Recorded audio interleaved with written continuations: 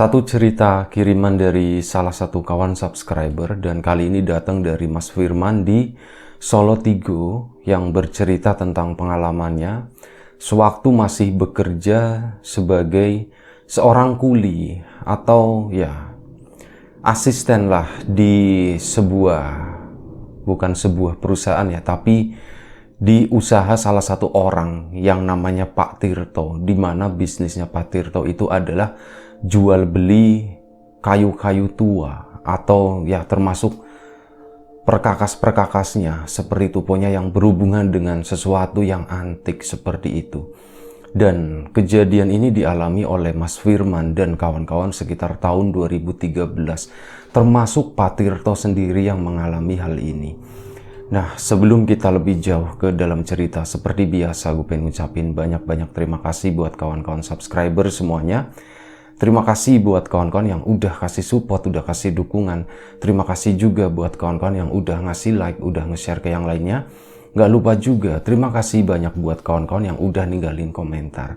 Terima kasih banyak. Juga satu lagi, terima kasih buat kawan-kawan yang udah join jadi membershipnya Lapak Horor. Banyak yang menanyakan, apa sih benefitnya? Untuk saat ini memang belum ada benefit yang lebih gitu ya, jadi masih biasa-biasa aja. Dan dalam hal ini pokoknya terima kasih kawan-kawan semuanya yang udah sudi jadi membernya Lapak Horor. Hari ini hari Senin, selamat beraktivitas untuk siapapun sekarang yang lagi bekerja atau lagi mencari rezeki, semoga semuanya dimudahkan gitu. Balik lagi ke ceritanya Mas Firman tadi. Tahun 2013, bulannya itu bulan musim panas, mungkin sekitar Juli atau Agustus begitu ya. Nah, Pak Tirto itu dapat telepon waktu itu, katanya ada satu benda tua, benda antik, benda dari kayu, dan itu adalah sebuah lemari besar, dan memang ada furnitur yang lain, tapi yang lain itu kecil-kecil, cuman kayak kursi goyang dan ada meja rias seperti itu. Nah, ini yang sebenarnya lumayan gedenya gitu ya, dan lumayan menguras dompet juga waktu itu adalah untuk harga sebuah lemari yang ukurannya itu cukup besar. Bahkan Pak Tirto sendiri mikir ini gimana cara bawanya ya. Kalau dibawa pakai mobil pick up pasti nggak muat gitu kan. Ini gimana caranya, ya udah nanti kita usahakan aja, kita cari truk waktu itu. Pak Tirto bilang ke Mas Firman tadi, sebenarnya begini, Mas Firman itu kerja sama Pak Tirto udah cukup lama ya, waktu itu udah sekitar 8 tahun. Dan Pak Tirto itu udah boleh dibilang sangat percaya dengan Mas Firman. Oleh karena itu, di 2 tahun ke belakang, Pak Tirto itu saat dianya lagi sibuk ngurusin yang lain, maka akan diserahkan ke Mas Firman. Mas Firman itu menghandle semuanya, dari survei barangnya sampai negosiasi. Mas Firman sendiri udah tahu range kira-kira harga. Kalau Pak Tirto ada di sana pasti nawarnya segini gitu. Jadi, dan hal itu hampir nggak pernah meleset. Maka dari itu ya Mas Firman pede aja. Dia akhirnya survei setelah dikasih alamat sama Pak Tirto. Fir, ini alamatnya di sini, di sini, di sini, di sini. Oke, baik Pak, nanti saya akan ke sana siang ini gitu. Siang itu pun Mas Firman berangkat ke rumah tadi.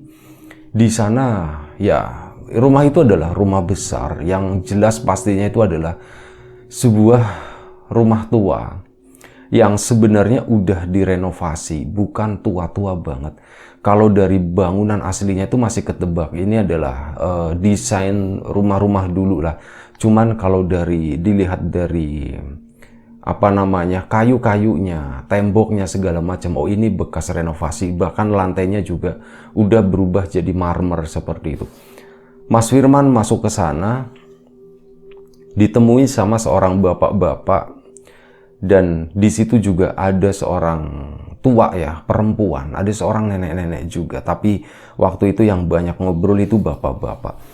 Ceritalah akhirnya si bapak-bapak tadi ke Mas Firman perihal kenapa sih ini mau dijual segala macam ya, ini berhubungan dengan ahli waris begitu. rumah sebesar ini yang punya itu 4 orang. Dan menurut ibu itu tadi, nenek-nenek itu yang masih hidup ya.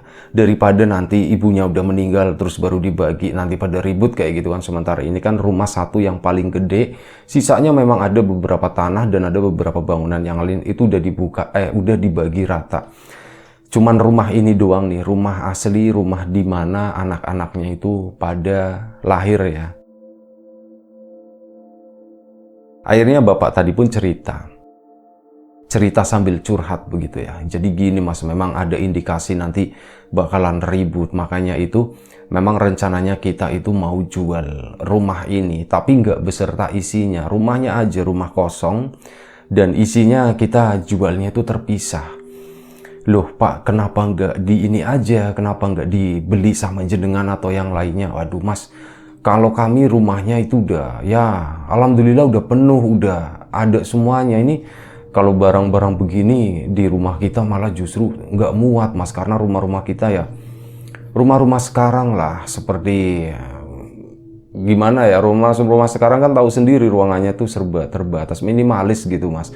Jadi ini barang-barang gede-gede kayak gini tuh kayaknya bakalan susah, kalau kita bakalan bingung, nggak cocok sama ukurannya. Maka dari itu ya ini rencananya memang mau kita jual semuanya satu persatu. Dan kemarin saya udah nelpon sama Pak Tirto, dan Pak Tirto sepertinya mau, dan ya jenengan kesini gitu untuk melihat barangnya, nanti sekaligus yang lain-lainnya seperti itu. Oh baik pak, kalau begitu saya boleh langsung pak lihat barangnya seperti pak. Oh ya silakan.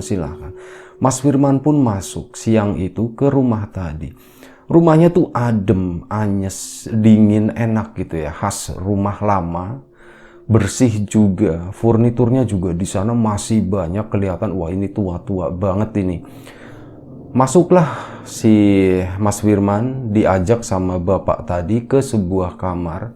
Sepertinya itu adalah kamar utama, karena kamarnya itu gede banget, cukup gede untuk kamar pada umumnya. Apalagi dibandingin kamarnya Mas Firman. Ya, itu jauhlah bisa 3 kalinya kamarnya Mas Firman. Masuk ke sana, pintunya besar, apa-apa serba besar, bahkan ranjangnya pun ranjang besar. Meskipun ranjangnya itu bukan dari kayu, tapi ranjang besi. Cuman kelihatan, wah ini antik juga nih. Tapi Pak Tirto memang fokusnya itu cuman di kayu. Tapi udahlah ini aja deh fokus yang ditugasin sama Pak Tirto aja. Akhirnya dilihatlah lemari di sana, di mana lemari itu ternyata kondisinya udah kosong. Dibuka sama si bapak tuan rumah itu, ini mas kondisinya seperti ini, dicek dulu gitu ya. Soalnya terus terang aja kami jual ini tuh memang harganya agak tinggi mas gitu. Kemarin udah sempet ngobrol sama Pak Tirto sih, ada range-nya lah yang udah kita sepakati gitu, kira-kira segini. Nah Pak Tirto nanti saya kesana dulu katanya, dan jenengan yang kesini monggo silakan dilihat. Akhirnya dicek sama Mas Firman tadi, semuanya kondisinya itu bener-bener mungkin kalau di persentase gitu ya, itu 98% itu masih oke. Kayunya kayu tebal, jati tua, masih kuat lah. Cuman begini, sebenarnya ada satu hal yang waktu itu nggak mikir yang aneh-aneh gitu ya, nggak mikir yang mistis. Cuman begini, ada 5 pintu di sana lemarinya, dan ada 1 pintu paling kanan itu nggak bisa dibuka. Kata si bapak tuan rumah itu, ini sebenarnya kuncinya masih ada mas, ini mas kuncinya, dan memang kami belum ngeganti kunci yang lama dengan yang baru, karena itu tadi kami mempertahankan keasliannya. Ibu juga melarang buat dibongkar-bongkar begitu ya, nanti malah tambah nggak beres kata ibu seperti itu. Jadi ini kuncinya masih ada 1, tapi anehnya begitu mas, ini entah apa yang terjadi, ini mungkin karena aus atau apa ya, kuncinya macet mas. Ini coba jenengan deh, tapi jangan dipaksa mas, nanti takutnya patah gitu. Akhirnya beneran kan, itu 1 kunci 1 paket itu ada 5 biji, tinggal satu doang, cadangannya itu udah nggak ada. Pintu kunci 1, 2, 3, 4 itu semuanya masih normal lah. Giliran yang kunci yang kelima itu, entah kenapa kuncinya nggak bisa dibuka, jadi nggak bisa dicek di dalamnya itu apa. Tapi ya Menurut Mas Firman, wah ini sih udah oke sih, nggak masalah sih, ini bisa dibenerin nanti di bengkel, pikir Mas Firman waktu itu. Langsung lah. Gini aja Pak, oh ya selain lemari, Mas Firman itu sempat ngelihat tadi ya kayak meja rias juga ada di situ. Ada kursi goyang juga di, tapi ternyata si bapak tadi tuh berubah pikiran, Mas jangan kursi goyangnya. Kursi goyangnya soalnya masih sering dipakai sama ibu. Oh ya udah nggak apa-apa. Barangkali ada yang lain, silakan jenengan lihat-lihat aja dulu, nanti bisa laporan ke Pak Tirto. Jadi yang mau dijual yang mana aja Pak? Oh ini banyak lah pokoknya. Tapi fokusnya tetap ke lemari dulu waktu itu. Setelah itu mereka setelah ngelihat semuanya, mereka itu keluar dan ngobrol-ngobrol sama si tuan rumah itu. Jadi gimana Mas Firman? Gini sih Pak, saya udah dikasih tahu sama Pak Tirto dan gambarannya gitu ya. Dan kayaknya setelah saya lihat kondisinya memang, ya saya terus terang aja ya Pak, kondisinya itu memang masih bagus Pak ini. Cuman itu tadi masalah kunci ya, dan kayaknya ini bisa di handle lah nanti di bengkel seperti. Oh ya, jenengan kan ahlinya masalah itu ya Pak. Terus gimana? Jadi harganya gimana? Terjadilah tawar-menawar di situ yang nggak terlalu alot. Bapaknya juga ya udah terserah jenengan aja. Yang penting kalau dari saya sih segitu, turun-turun sedikit ya nggak apa-apa lah, seperti itu kata si bapak ya. Akhirnya harga pun deal. Waktu itu Mas Firman pun pulang. Ada satu hal sebenarnya yang mengganjal Mas Firman waktu itu.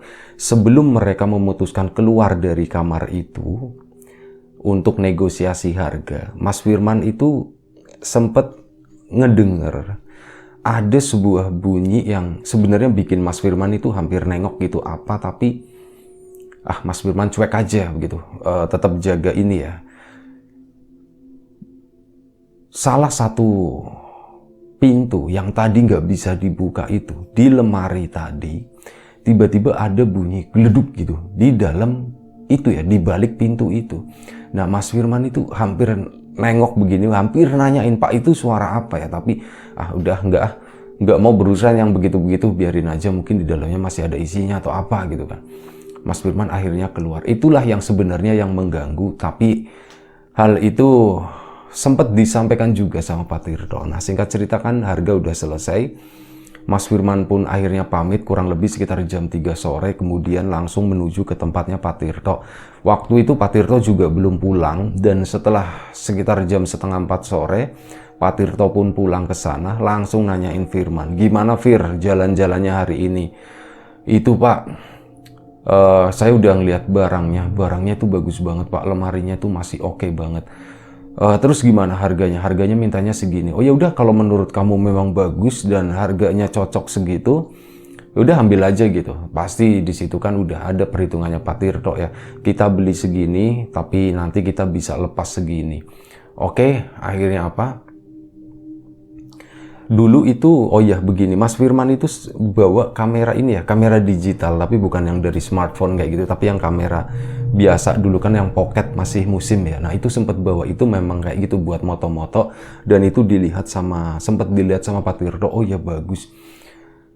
Setelah itu begini, setelah obrolan tadi selesai, menurut Pak Tirto ya udah di follow up aja katanya, udah dikelarin, pokoknya kamu urus lah Fir kayak gitu katanya. Iya Pak, baik Pak, nanti saya urus semuanya. Pak, saya mau cerita katanya. Apalagi nih, pasti setan nih urusannya. Enggak, bukan setan Pak.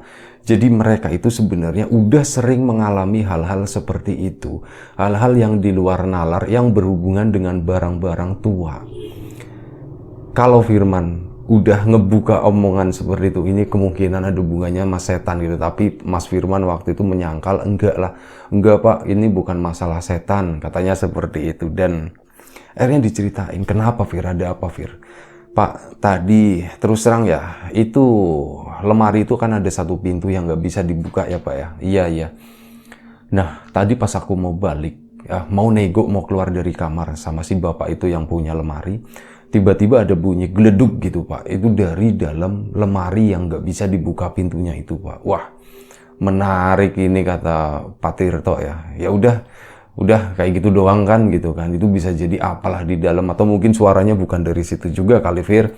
Bisa jadi seperti itu Pak. Ya udah, secepatnya ini saya follow up, nanti saya langsung telepon bapaknya. Kalau jadi besok ini Pak, saya selesaiin. Jangan besok Fir, nanti malam aja, kata si Pak Tirto. Saya tuh udah ini males lama-lama, soalnya kalau lama-lama nanti yang punya tuh biasanya suka berubah pikiran Fir. Wah ini kok orang mau aja ya harga segini kayak gitu. Ah naikin lagi nih, biasanya kan kayak gitu Fir. Malam ini aja Fir, gimana? Oh oke siap Pak, siap Pak. Akhirnya Mas Firman pun menyiapkan segala sesuatunya. Sore itu juga langsung ditelepon si bapak tadi. Pak, ini saya udah ngobrol sama Pak Tirto dan semuanya udah oke Pak. Nanti malam kami akan ambil gitu. Wah nanti malam Mas, iya kata Pak Tirto pengennya secepatnya. Jadi begini Pak, memang di kami itu biasa kerja malam Pak. Kerja malam, kenapa Mas? Ya soalnya begitu Pak, kalau malam itu kan sepi, nggak banyak orang. Kenapa? Karena pengalaman kita, kalau kita ngangkut-ngangkut kayak gitu siang hari Pak, itu nanti banyak ininya, banyak orang di jalan yang pada mintain. Katanya seperti itu. Oh begitu ya ternyata ya. Iya Pak, ada aja makanya. Makanya kita milihnya udah kita kerja malam aja biar silent, biar nggak ribut-ribut dan nggak ada orang yang ngelihat gimana Pak. Oh ya udah nggak apa-apa katanya. Mau jam berapa kalian datang ke sini? Kita mungkin agak maleman ya Pak ya, sekitar jam 11, jam 12 gimana Pak? Waduh malam banget ya Mas ya. Iya Pak, memang pengennya jam segitu Pak, bisanya jam segitu gimana Pak? Oh ya sudah nggak apa-apa deh. Nanti ya kalian kalau udah sampai sini ketok aja kalau misal sayanya udah tidur. Oh baik Pak, akhirnya apa? Disepakati jam itu antara jam 11 jam 12 malam. Jadi begini, sebenarnya itu alasannya Mas Firman tadi banyak yang mintain itu memang sering terjadi seperti itu, tapi bukan ini ya, itu tuh bukan alasan utamanya. Jadi Pak Tirto itu memang dari dulu semenjak Mas Firman kerja di sana itu memang kalau ngambil barang itu selalu mintanya malam. Paling sore itu sekitar jam 9 malam, itu paling sore. Sisanya itu udah bener-bener malam banget, bahkan pernah ngambil barang itu jam 3 pagi. Nah, Mas Firman juga sempat mikir-mikir, ya akhirnya mereka tuh ngobrol kan sesama karyawan. Dan mereka tuh karyawan mikirnya itu satu, yaitu mungkin syaratnya kali dari gurunya Pak Tirto disuruhnya malam kali begitu ya. Mikirnya kayak gitu-gitu. Tapi ya sudah, Mas Firman tuh nggak bisa ngapa-ngapain dan Mas Firman juga mikirnya enak sih kalau malam jalan-jalan begini. Adem juga nggak panas. Nah Mas Firman pun pulang selepas maghrib. Mas Firman itu tidur dulu waktu itu sempat kurang lebih sekitar jam 10 malam Mas Firman terbangun, dibangunin sama istrinya dan waktu itu siap-siap sampai akhirnya kurang lebih sekitar jam 11 malam Mas Firman itu udah berada di rumahnya Pak Tirto, udah siap dengan truk yang dipesan sebelumnya ya, karena ini barangnya lumayan gede, nggak mungkin nggak bisa bawa cuman pakai pick up doang, itu bakalan nyolok gitu katanya. Ya udah akhirnya pakai truk, ada sopirnya di sana, Mas Firman duduk di depan, ada 2 karyawan lagi di belakang, naiknya di baknya waktu itu. 4 orang kira-kira kuat nggak ya waktu itu sebelum berangkat ya. Fir, ini 4 orang kuat nggak katanya? Nggak tahu Pak, ini juga saya lagi mikir ini kira-kira 4 orang kuat nggak ya? Ya udah gini aja deh, daripada bolak-balik tambahin 2 orang lagi, di sana nggak ada orang kan? Tadi siang sih nggak ada, cuman ada bapak itu doang kata Mas Firman. Ya udah gini aja, ini kalian berdua ini daripada main gitar-gitaran doang, sana ikut angkutin katanya. Akhirnya mereka yang main-main yang tongkrongan di sana kan ada 4 orang, akhirnya 4-4-nya dibawa semua. Jadi di belakang itu ada 6 orang, totalnya itu ada 8 orang, ada Mas Firman sama sopirnya. Dalam perjalanan itu Mas Firman sempat cerita, sempat ngobrol-ngobrol sama Pak Sopir. Pak, ini barangnya tuh gede banget. Oh ya, Pak sopirnya pertama yang nanya, Mas, Fir, manggilnya cuma Firman doang. Fir, emang lemarinya gede banget ya? Iya, Mas, gede banget, beneran gede dan kayaknya berat banget. Makanya itu tadi Pak Tirto juga mikirnya kita 4 orang gak bakalan kuat megang sudutnya satu persatu. Masalahnya di sana tuh ya aku yakin gak ada orang, jadi gak bakalan ada yang ngebantuin. Oh ya sudah kalau kayak gitu. Udah. Terus gimana Fir? Ini kita alamatnya di mana sih? Di sini Mas, nanti ada nyebrang sungai sedikit gitu. Oh iya situ, tahu kata sopirnya seperti itu. Nah, Fir, Ada cerita enggak? Sopirnya langsung nanya begitu, cerita apa mas? Biar nggak ngantuk gitu, kamu cerita kayak apa? Kayak, oh ya itu aja mas yang lemari tadi. Lemari itu ada salah satu pintunya yang nggak bisa dibuka, dan tadi siang itu nggak tahu ya, ini bener atau enggak, tapi saya ngedengar suara geleduk di dalam lemari tadi. Oh ya sudah, berarti nanti ya tinggal tunggu ceritanya ya, kata Pak Sopir ya. Kalau udah dibeli, kalau udah diangkut gitu, kata Pak Sopir tadi. Iya siap. Udah singkat cerita mereka udah sampai gitu ya di rumah tadi. Begitu udah sampai langsung turun. Wah ini rumah kayaknya sepi banget, kata Mas Firman. Jangan-jangan udah pada tidur. Ternyata enggak sih, bapak yang itu keluar dari samping rumah. Loh mas sudah datang mas. Iya setengah 12 lewat ya mas ya. Iya pak tadi mohon maaf ya pak ya, tadi janji jam 11. Oh enggak apa-apa kan jam 11.12 kata bapaknya seperti itu. Oh ya silakan ayo masuk. Ini udah pada tidur semua pak. Udah, jadi saya di sini cuman berdua sih, cuman sama ibu doang. Itu ibunya udah tidur, makanya ibu tidurnya di kamar saya malam ini ya, karena mau diangkut-angkut kan ininya, lemarinya. Dan akhirnya apa, mereka pun masuk semuanya gitu, benar-benar semuanya, 8 orang, 9 orang sama si bapak rumah itu ya, masuk ke dalam kamar tadi, mulai digeser-geser, diangkut gitu dengan caranya masing-masing lah. Intinya nggak diangkut begini enggak ya, tapi kayak agak digeser, dikasih alas seperti itu, karena bawahnya juga marmer licin, dikasih kertas atau apa, digeser-geser. Akhirnya lemari itu pun keluar sampai teras rumah.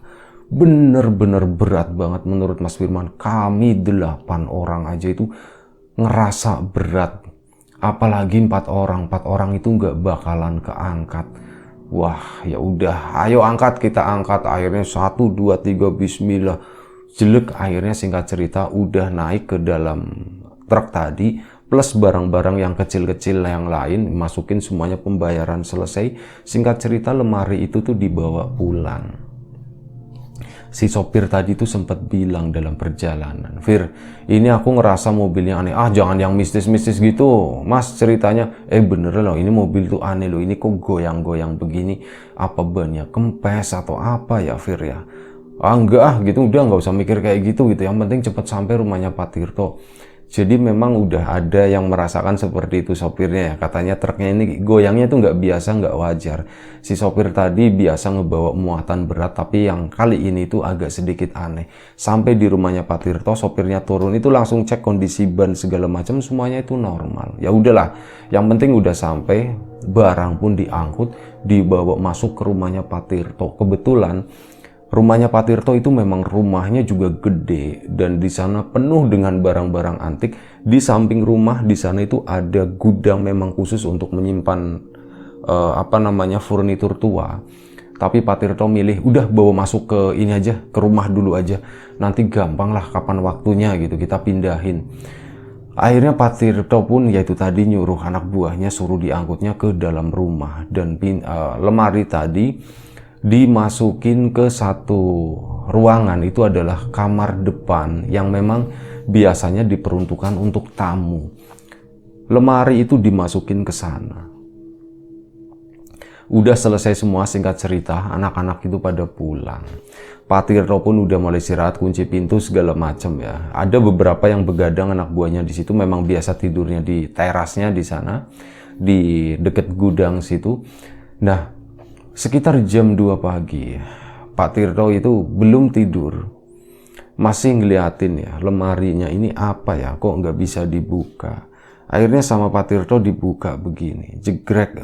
Ini bisa, kata Pak Tirto. Bilangnya Firman nggak bisa, orang ini bisa kok dibuka. Akhirnya dibuka kan, jegrek begini, deng. Nah, di situ Pak Tirto itu ngelihat ada satu benda. Benda itu adalah kain warna putih. Mungkin kawan-kawan udah nebak ya, itu apa? Betul, itu adalah kain kafan. Kain kafan yang kondisinya memang udah kotor. Pak Tirto malam-malam begini, ngelihat hal seperti itu, ya bukannya gimana-gimana, kepikirannya itu langsung yang enggak. Waduh, ini opo iki katanya, ini opo iki kok putih-putih ngene.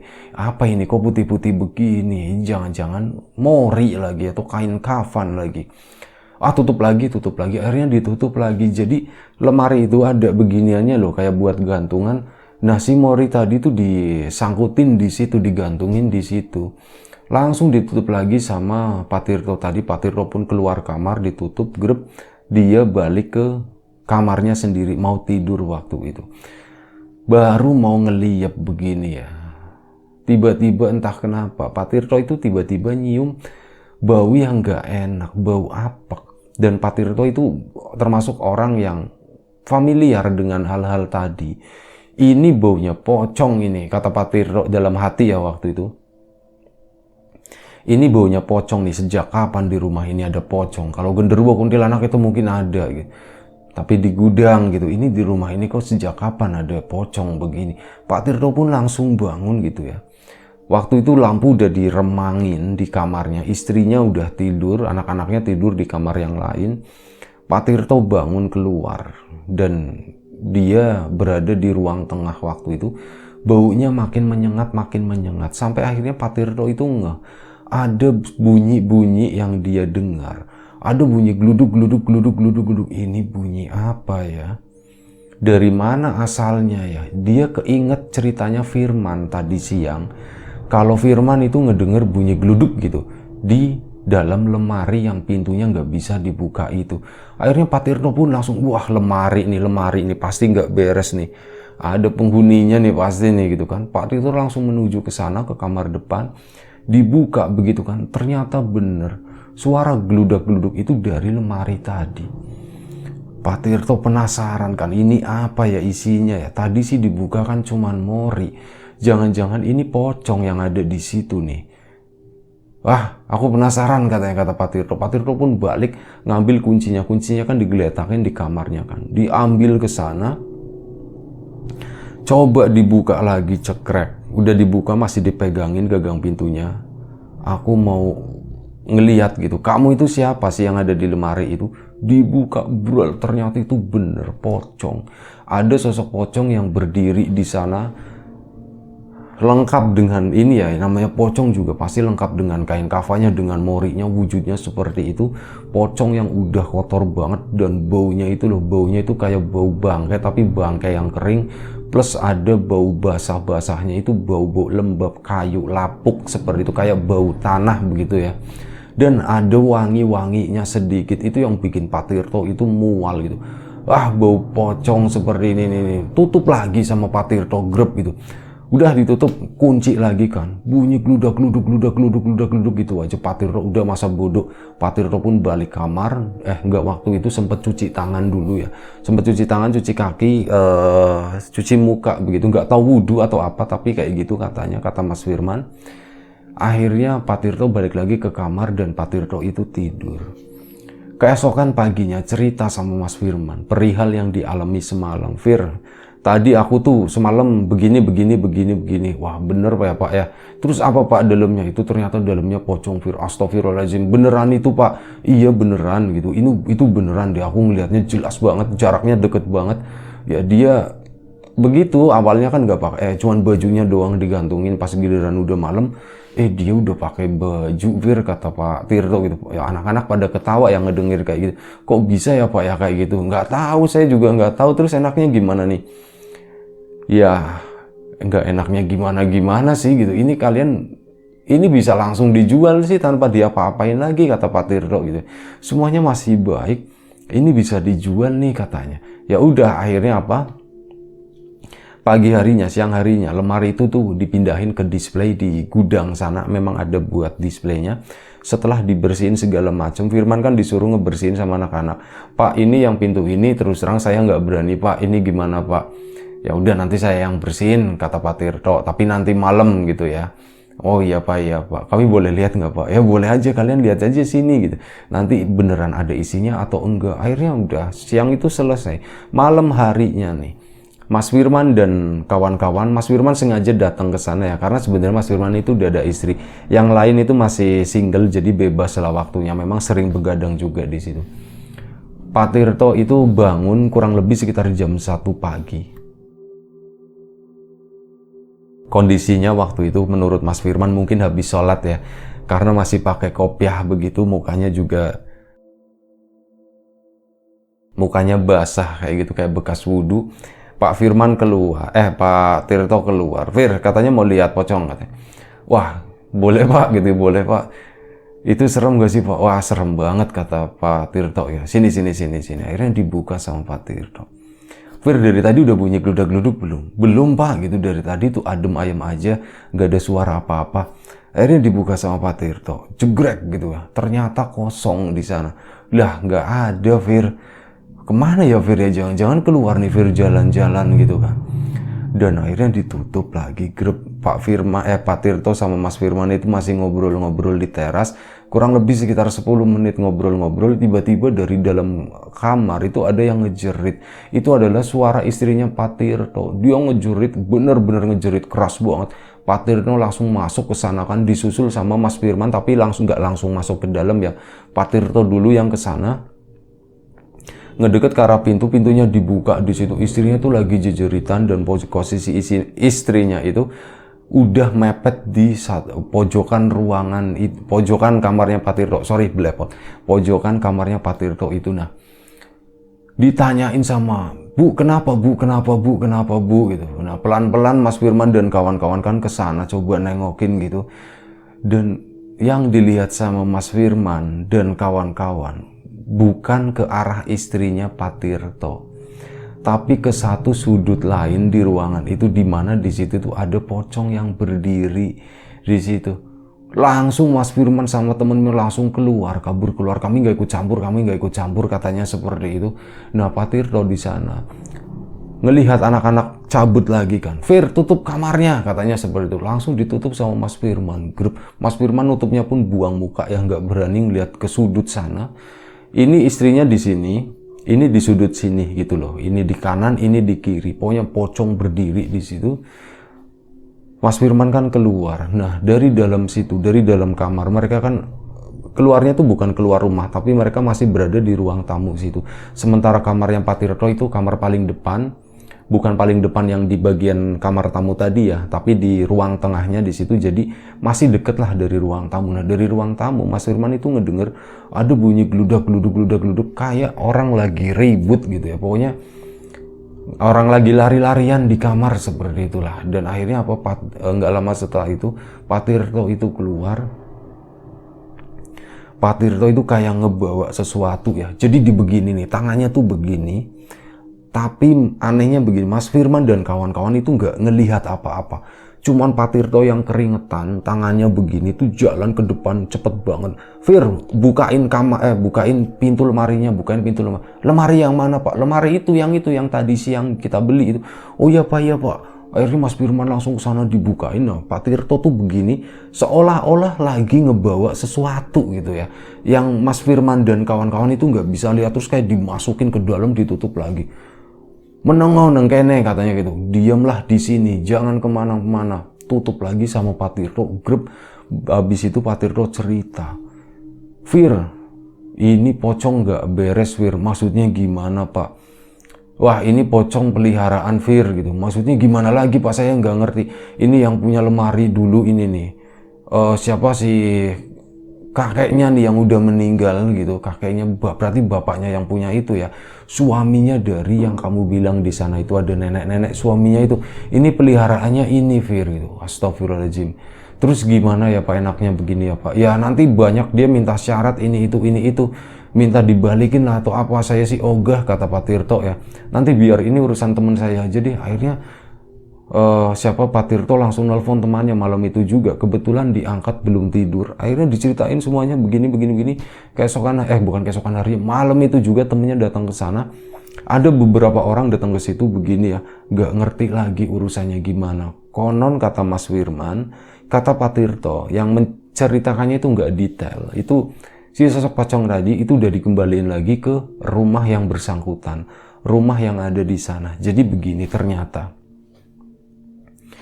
si bapak itu bilang, Mas, saya itu ngejual lemari ini karena memang lemari ini tuh ada sesuatunya Mas.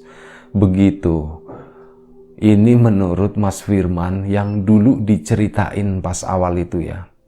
Pas dia negosiasi, sebenarnya saya minta lemari ini tuh secara nilai itu mahal banget Mas, tapi saya jual mungkin ini harganya cuma setengahnya ya, Pak Tirto nanti yang bakal dapat untung. Tapi itu tadi, atas persetujuan ibu juga udah mulai terganggu karena ada sesuatu yang nempatin itu mas, yang di pojokan sana kayak gitu.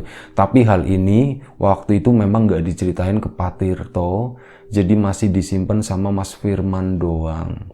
Ya kurang lebih seperti itu, dan dugaannya Pak Tirto itu ternyata memang benar. Sosok pocong yang menempati lemari itu adalah peliharaan almarhum suaminya si nenek tadi. Ya kurang lebih seperti itu. Akhirnya dibalikin lagi ke rumah itu, nggak tahu baliknya kemana, nempatin apa itu nggak tahu. Yang jelas lemarinya udah dapet, udah bersih, dan sampai sekarang akhirnya lemari itu dipakai sendiri sama Pak Tirto. Ya kurang lebih seperti itu ceritanya. Mohon maaf Mas Firman kalau misal banyak salah-salah kata, banyak cerita yang kelewat gitu, mohon dimaafkan. Buat kawan-kawan di rumah juga terima kasih banyak udah mau nonton, udah mau dengerin. Mohon maaf kalau misal ada sesuatu yang gak berkenan di mata, di hati, di telinga kawan-kawan, semuanya mohon dimaafkan. Siapapun itu, semoga kita selalu diberi kemudahan, termasuk kemudahan dalam hal rezeki. Siapapun sekarang yang lagi sakit, semoga segera diberi kesembuhan. Siapapun sekarang yang masih sehat, semoga tetap dijaga kesehatannya. Siapapun yang lagi beraktivitas hari ini, selamat beraktivitas, semoga selalu diberi kemudahan. Sampai jumpa di episode Lapak Horor selanjutnya. Jaga kesehatan kawan-kawan semuanya.